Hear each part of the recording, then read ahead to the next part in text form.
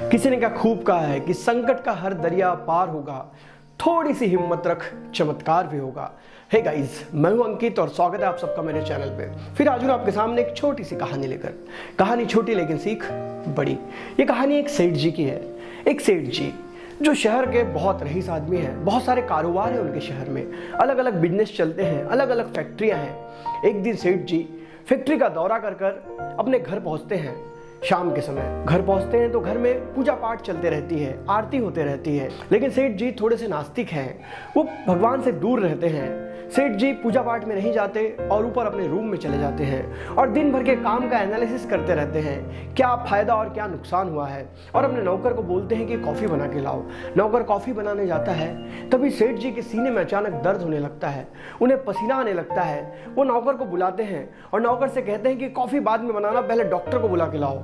शहर के बहुत अच्छे अच्छे डॉक्टर वहां पहुंचते हैं और डॉक्टरों के आने के बाद डॉक्टर सेठ जी का पूरा चेकअप करते हैं। बहुत सारी रिपोर्ट्स आती है और डॉक्टर बताते हैं सेठ जी को कि आपको कोई प्रॉब्लम नहीं है, आप पूरे तरीके से परफेक्ट हैं। लेकिन सेठ जी कहते हैं नहीं, मुझे कोई ना कोई प्रॉब्लम जरूर है, तुम कुछ दवाइयां लिख के दे दो। डॉक्टर कहते हैं कहाँ फिजूल में परेशान हो रहे हैं, आप तो पूरे तरीके से ठीक हैं। लेकिन सेठ जी के जीत के आगे डॉक्टर कुछ दवाइयां सेठ जी को लिख कर दे देते हैं, साथ में नींद की गोलियां भी देते हैं ताकि सेठ जी को नींद ना आए तो सेठ जी सो जाए।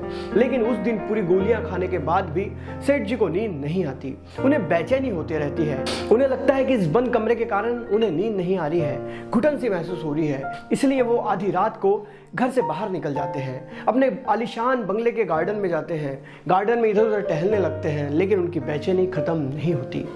वो रास्ते पर आ जाते हैं और इधर उधर कॉलोनी में टहलने लगते हैं। दिमाग में पूरे तरीके से विचार शुरू रहते हैं, फैमिली के विचार शुरू रहते हैं, फैक्ट्री के विचार शुरू रहते हैं, न जाने क्या क्या। और सेठ जी चलते चलते काफी दूर पहुंच जाते हैं। उन्हें सामने एक चबूतरा दिखता है, उस चबूतरे पे सेठ जी आराम से बैठ जाते हैं और सारे विचार उन्हें आने लगते हैं कि जिंदगी में जब कुछ नहीं था तब मेरी लाइफ कैसी थी, मैंने कैसे यहाँ तक जर्नी की। तब अचानक वहां एक कुत्ता आता है और सेठ जी की एक चप्पल लेकर भागने लगता है। सेठ जी जैसे ही कुत्ते को देखते हैं, सेठ जी भी कुत्ते के पीछे चप्पल लेने के लिए दौड़ पड़ते हैं। कुत्ता पास की झुग्गी झोपड़ी में चला जाता है, सेठ जी भी उसके पीछे पीछे झुग्गी झोपड़ी में चले जाते हैं। सेठ जी एक बार जोर के आवाज लगाते हैं, कुत्ता थोड़ा सा डर जाता है और चप्पल वहीं छोड़कर भाग जाता है। सेठ जी अपनी चप्पल पहनते हैं और उन्हें ख्याल आता है कि काफी समय हो गया है, अब घर जाना चाहिए। और वो जैसे ही अपने घर की ओर जाने लगते हैं तब उन्हें वहां जोर जोर कर रोने की आवाज आती है। सेठ जी मुड़कर देखते हैं तो एक झोपड़ी से आवाज आती रहती है। सेठ जी सोचते हैं कि वहां जाऊं, तभी उनका मन कहता है कहां दूसरे के पचड़े में पड़ते हूं। और सेठ जी अपने घर की ओर निकलने लगते हैं, तभी उनका दूसरा मन कहता है नहीं, एक बार देख ले। सेठ जी उस झोपड़ी के पास जाते हैं और खिड़की से झांक कर देखते हैं तो एक महिला दीवार को सर पटक पटक कर रो रही होती है। सेठ जी दरवाजा खटखटाते हैं और महिला से कहते हैं क्षमा करना, मैं यहाँ से जा रहा था, मुझे तुम्हारे रोने की आवाज आई, इसीलिए मैंने दरवाजा खटखटाया, तुम क्यों रो रही हो। वो महिला कहती है क्या बताऊं, मेरी ये 6-7 साल की बच्ची देखो यहाँ पड़ी हुई है, इसे बहुत बुखार है, इसे एक बीमारी है जिसका ऑपरेशन करना पड़ेगा, लेकिन मेरे पास इतने पैसे नहीं हैं और इसीलिए मैं रो रही हूँ। सेठ जी कहते हैं ऐसा रोने से क्या होगा, तुम्हें अगर इसका इलाज कराना है तो तुम डॉक्टर के पास लेके जाओ। वो कहती है मेरे पास पैसे नहीं है। तो सेठ जी कहते हैं जहां तुम काम करती हो कहां तहां काम करती हूँ। तो वो कहती है कि मैं तो लोगों के यहाँ झाड़ू पोछा करती हूँ। तो सेठ जी कहते हैं उन लोगों से पैसे ले लो। वो कहती है पैसे नहीं मिलते हैं। तो फिर रोने से क्या होगा, कहाँ सुबह सुबह रो रही हो। तो वो महिला कहती है कि कल एक बाबा जी आए थे, वो बाबा जी ने मुझे कहा था कि आज सुबह तुम 4 बजे से रोना शुरू करना, भगवान से बार बार प्रार्थना करना, देखना तुम्हारी कोई ना कोई मदद जरूर करेगा, इसलिए आज सुबह से मैं रो रही हूँ। इतना सुनकर सेठ जी का मन पिघल जाता है। वो तुरंत एम्बुलेंस को फोन करते हैं, डॉक्टरों को फोन करते हैं और कहते हैं कि इस लड़की का इलाज किया जाए, चाहे कितना भी खर्चा है वो सब मैं दूंगा। और उस महिला से कहते हैं कि कल से तुम मेरे यहाँ काम पर आ जाओ, बहुत सारी फैक्ट्रियां हैं मेरी, जहाँ काम करना है वहाँ कर लेना।